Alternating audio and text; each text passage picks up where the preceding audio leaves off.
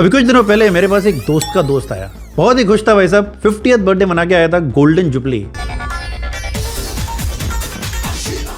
और मुझे पूछ रहा था कि कपिल जी बताइए कि 10 साल में मैं रिटायर होना चाहता हूँ और 20 करोड़ का मुझे कॉर्पस चाहिए, तो मुझे क्या करना है। मैंने कहा अरे करना क्या है, बहुत ही सिंपल सी बात है। आप 50 साल के हैं, 10 साल हमारे पास हैं, 12% का एक CAGR पकड़ते हैं तो आपको मात्र 8.6 लाख रुपीज का ऐसा ही भी करना है। भाई साहब सुन के इतना जोर का झटका लगा कि कुर्सी से गिर गया।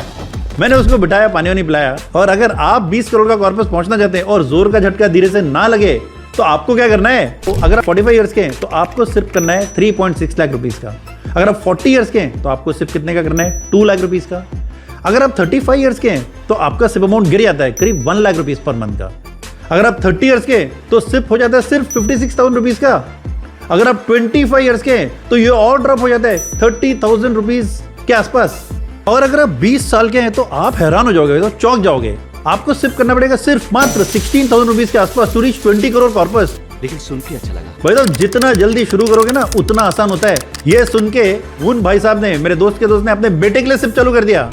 अब आपको क्या करना है, अरे करना क्या है, एनरिच वे से आज ही जुड़िए और 20 करोड़ के रिटायरमेंट कॉर्पस की ओर अपनी तैयारी कीजिए।